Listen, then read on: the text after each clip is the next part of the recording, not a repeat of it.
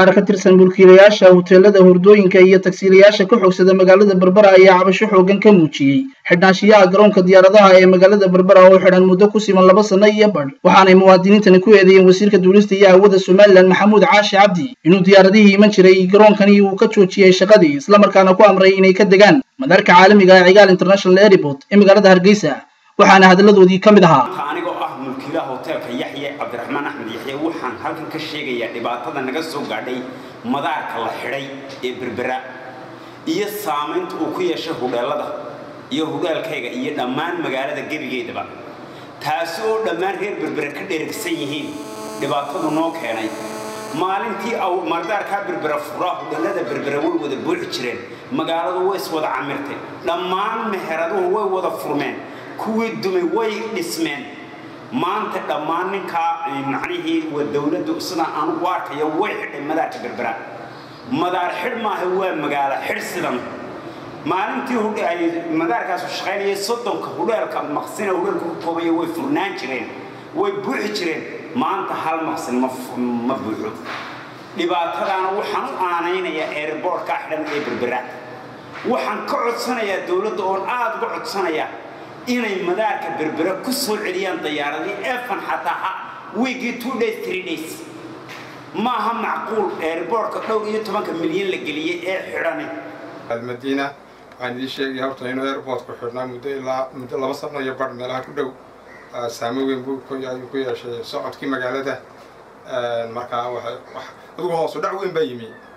فأنا الدريم يتوقع ويجي أجيهن مجالته مركب مكان كهرين ده محمل اليوم ده الله صدق اللي يروم يشوف ده airport ساعة هاي سكة حرنا ده يا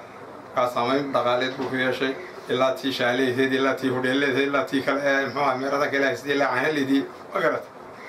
كاب تموي وشدة اللي مقرر كرنا وقتاس. يرقب. أنا وسك الله وحنا قدوميه جديد كإيربوت كبربرة. وحنا الله يا أرمها إيربوت ك.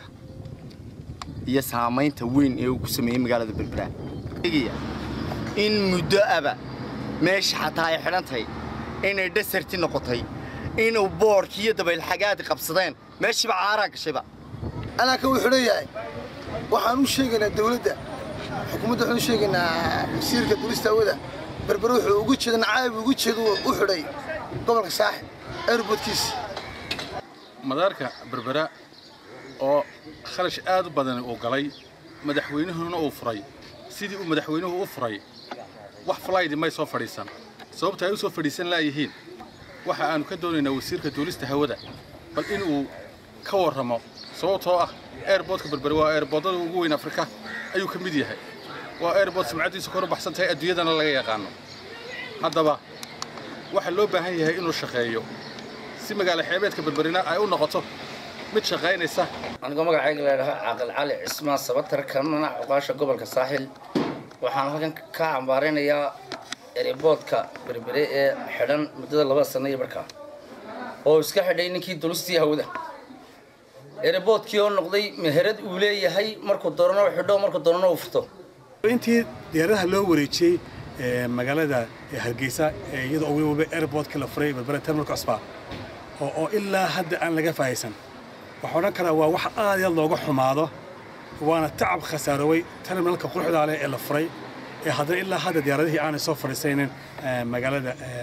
بربرة وحنوب باقي وزير كدولست هودا إنه طلابة عاد أو دق كقاضو سيدي أيو سوف رسينا هايين أما الله استعمال لها وأذيه قالوا جا فايسين لها investment كا أما مارجريت أنت اللي قالوا جسم إيربوت كنا سيدي جا فايسين لها إن الله هلا ديارته isku soo wada duuba cabashadan ayaa ku soo beegmaysa xilli garoonka diyaaradaha ee magaalada Berbera uu xidhan yahay iyadoo dawladda dalka Kuwait ay lacag xadigeedu badan yahay ay ku bixiyeen dhismaha terminal casri ah iyo dayactir xooggan ay ku sameeyeen runwayga ay diyaaraduhu ka haadaan xidhnaanshiyaha garoonka diyaaradaha ee magaalada Berbera ayaa loo nisbaynayaa wasiirka duulista iyo hawada Maxamuud Caashi Cabdi oo lagu tilmaamay inuu yahay shakhsi maamul jecel oo doonaya si aanu maamulka madaaradu u fidin inuu caasimadda Hargeysa isku keeno duulimaadyada si uu u buuxiyo shaqada maamulka madaarada Hargeysa iyo tawasiirnimo ee uu hayo qaranka taasina waxa cadeyn ugu filan in wasiirka wasaaradda duulista iyo hawada Maxamuud Caashi Cabdi uu iibiyay xaruntii hore ee wasaaradda duulista iyo hawada ee ku taalay bartamaha suuqa Hargeysa isla markaana xarunta wasaaraddaasi uu raray xayndaabka madaarka Hargeysa ee Cigaal International Airport wa Axmed Saciid Maxamed telefishinka caalamiga ee Kalsan TV magaalada Berbera.